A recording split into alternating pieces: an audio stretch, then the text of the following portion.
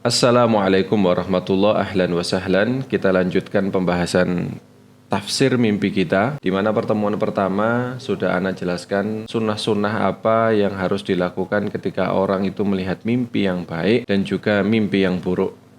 Nah, di video ini sekarang kita akan membahas tentang bagaimana cara menafsirkan mimpi dan contoh-contohnya. Ketika antum melihat mimpi dan ingin antum tafsirkan, maka antum harus fokus. Antum harus fokus di mimpi itu ya, dengan benda-benda atau simbol-simbol yang penting atau kejadian-kejadian yang penting. Ini harus antum ingat-ingat. Dan ini adalah syarat menafsirkan mimpi.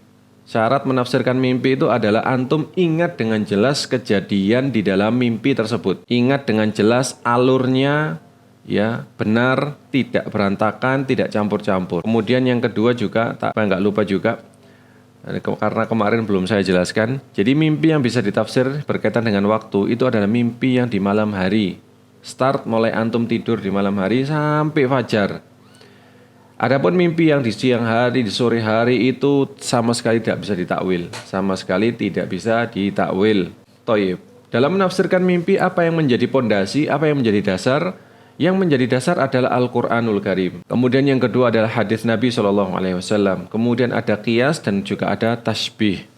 Nah, ini empat-empatnya ini ya harus dikuasai ketika ingin menafsirkan mimpi. Dan itu bukan kita ya, itu adalah para ulama ahli takwil mimpi. Jadi misalnya contohnya ya dalam Al-Quranul Karim ya, penafsiran mimpi yang berdasarkan Al-Quranul Karim. Contohnya misalnya memakan daging mentah misalnya. Orang mimpi memakan daging mentah.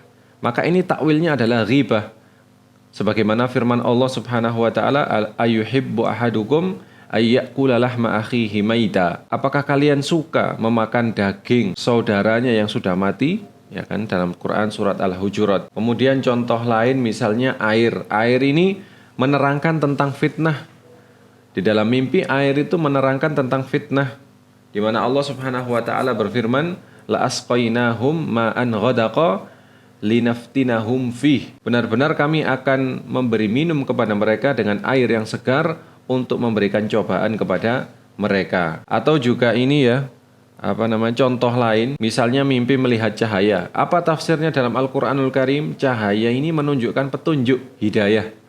Di mana Allah Subhanahu wa taala berfirman, wa yukhrijuhum minadh-dhulumati ilan nur. Ya, dialah yang mengeluarkan mereka dari kegelapan menuju cahaya. Contoh lain, takwil mimpi yang berlandaskan al-hadis sekarang. Hadis Nabi SAW. Seperti mimpi melihat burung gagak atau mimpi melihat tikus. Burung gagak ini ditakwil sebagai orang fasik, orang yang jahat.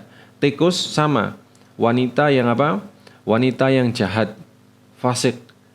Di mana Rasulullah SAW pernah bersabda, khamsun minad dawab kulluha fawasiq tuqtalu fil haram. Ya. Ada 5 binatang yang semuanya fasik, harus dibunuh meskipun itu di tanah haram. Burung gagak dan tikus salah satunya. Kemudian misalnya susu. Susu oleh Rasulullah SAW ditakwil sebagai ilmu. Susu ini artinya baik ya. Kalau orang melihat dalam mimpi seakan-akan meminum susu, maka itu artinya ilmu. Atau mimpi melihat onta, melihat kambing dan kuda. Ya, ini semuanya artinya adalah baik. Di mana Rasulullah SAW pernah bersabda, riwayat Ibnu Majah, unta adalah kemuliaan bagi pemiliknya. Kambing adalah keberkahan dan kebaikan itu terikat di ubun-ubun kuda. Ini contoh dari Al-Hadis.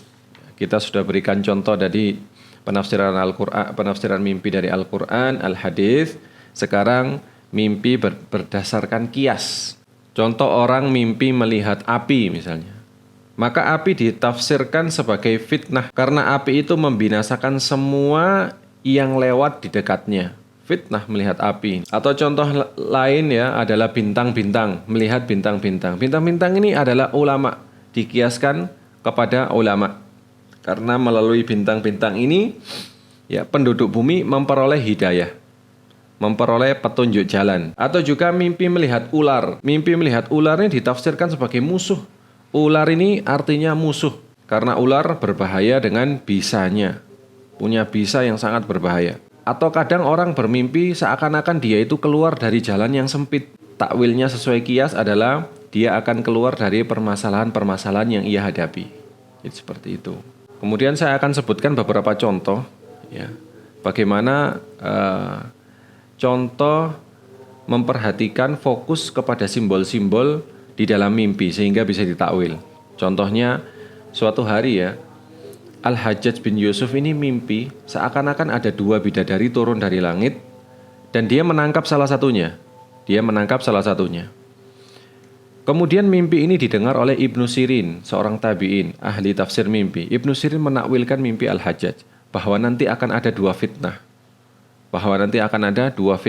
Namun Hajjaj hanya mendapati salah satu dari fitnah tersebut dan tidak mendapati fitnah yang lainnya.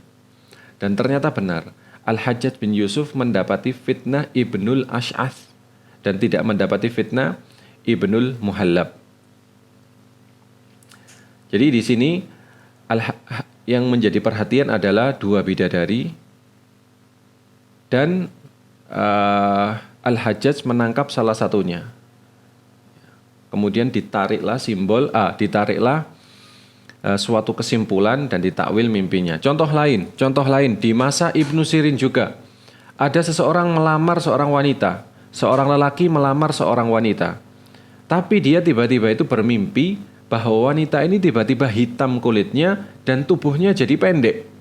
Nah, ini ditafsirkan, orang ini datang ke Ibnu Sirin dan ditafsirkan mimpinya. Kata Ibnu Sirin bahwa wanita ini yang hitam itu adalah hartanya. Sedangkan kenapa dia pendek? Pendek itu adalah umurnya. Jadi tubuh sama Ibnu Sirin itu diartikan umur. Dan ternyata benar. Ternyata apa? Orang ini meninggal dunia dan hartanya diwarisi oleh suaminya. Ini sudah 10 menit. Wallahu ta'ala a'lam. Kita akan lanjutkan lagi dalam video berikutnya. Jadi ini masih berkelanjutan. Hadza wallahu ta'ala a'lam. Wa sallallahu ala nabiyina Muhammad wa ala alihi wa sahbihi ajma'in. Assalamualaikum warahmatullahi wabarakatuh.